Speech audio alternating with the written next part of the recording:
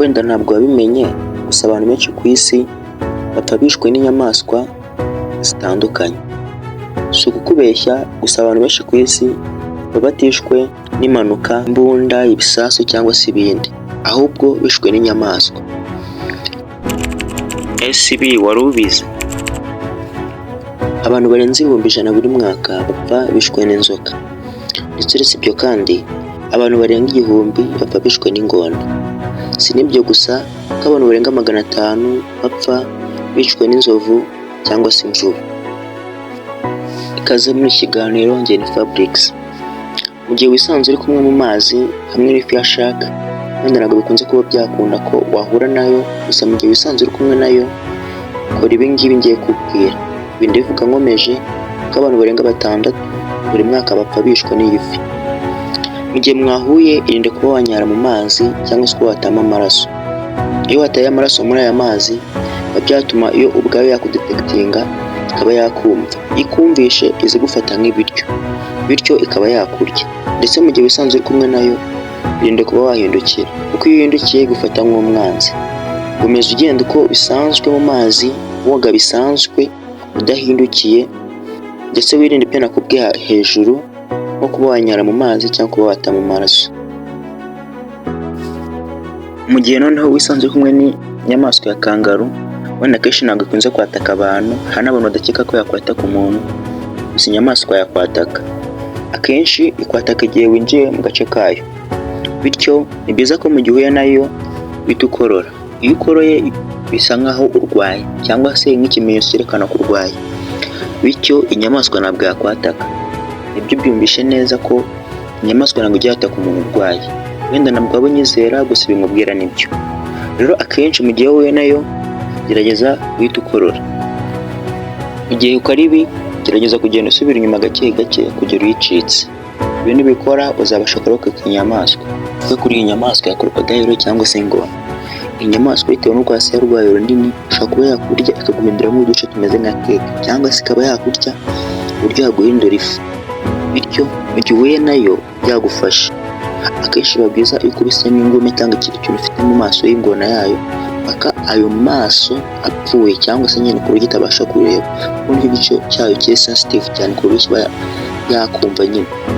Bityo mu gihe uhuye nayo gerageza kubakubita nko mu maso yayo.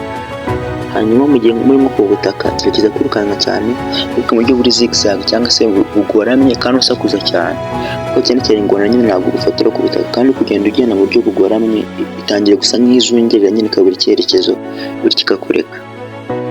Mu gihe rero wisanze uri kumwe n'ikimasa, uzirinde kuba wakwiruka cyangwa ngo ugerageze ngo ushaka kuyirwanya. Akenshi uzaguma ahantu hamwe wemye.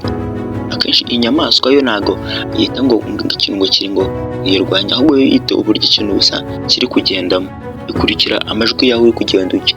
Ugumye ahantu hamwe wemye ntabwo ijya kwataka, ahubwo wowe uzagerageza ku buryo wenda ufate nk'ibuye urijugunye kure, ku buryo yo yumva ko ushaka nyine hari irindi jwi riri kure, igerageza kuba yakurikije iryo jwi wowe itagukurikiye. Mu gihe uhuye n'inyamaswa y'inzoka, akenshi zino nyamaswa ziri reptiles cyangwa se z'ibikururanda, akenshi burya zizwiho kuba zidakunda kwiyenza ku kintu cyayatatse, kuko iyo ihuye nawe utayatatse ntakunda kukwiyenzaho. Buryo ikintu cyiza wakora mu gihe uhuye nayo akenshi ni uko nyine uguma ahantu hamwe wemye, ikaba yakunyuraho, kuko iyo yakunyuzeho mu gihe utanyeganyeze ntacyo gutwara. Ikibi ni uko abantu benshi bakunda kugira ubwoba mu gihe ikukozeho, ugasanga ushaka nyine gusa nkaho utetema igira ngo ugiye kuyataka. Hanyuma ikindi, mu gihe yakurumye akenshi hari abantu bakunda kwirebera ibintu byo muri filime, ngo ufate umunwa wawe ngo ukuramo ngo bamara ngo ugashira, nawe birashobora kuba byakugiraho ingaruka. Ahubwo icyiza dushyiraho amazi asa nk'aho amanuka, ugafata nko kuri robine ugashyiraho amazi akagenda akubita ku gisebe cyawe akuramo ubumara, hanyuma uhabona ubumara bisa nkaho buvuyeho ukajyana umuntu kwa muganga. Kuri bano bantu bakunze kujya mu ishyamba, cyane cyane bakunda guhura n'inyamaswa n'ingagi, abona bakunda kujya mu birunga, akenshi hari igihe uhura n'inyamaswa nyine yisashije. Akenshi izo nyamaswa ntabwo zikunda kwiyenza. Rero mu gihe uhuye nayo gerageza kwigira nk'umwana mwiza, witonde, ucishe bugufi, kuko zino nyamaswa ntabwo zizataka abantu baciye bugufi. Ziba zibona nyine hari ibihangaje ku buryo zitafata ku muntu nyine wicishije bugufi nyine. Mu gihe uhuye nayo gerageza kwicara ahantu hamwe ufunge umwuka uvuge wongorera, hanyuma wirinde ko mwahuza amaso. Ibyo bintu byonyine bizatuma inyamaswa ikubabara, nta kizagutwara kuko inyamaswa ntabwo ziyenza. Akenshi uzarinde kugira ngo namwe hari umuntu w'igitangaza kuri wowe, ugira ngo urabizi ko na perezida iyo bayigezeho basa nk'aho batuza.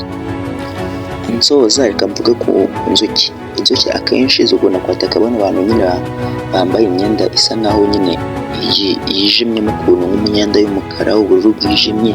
Iyi myenda nyine ikunda gukurura izindi bizi cyangwa se inzuki zikaba zakwataka.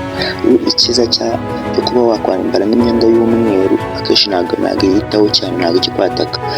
Mu gihe ugiye guhura nazo gerageza kwambara imyenda nyine y'umweru, hanyuma cyagiye zakwatatse gerageza kwirukanka ubungira ahantu hasa nk'aho hijimye ku buryo zitanakubona. Iyo muhuye uhungira ahantu nyine hameze nk'ahantu hijimye, ntabwo zigeze kwataka, ziri komeza zikigendera. Njye nari Fabrice, mwakoze kunyumva.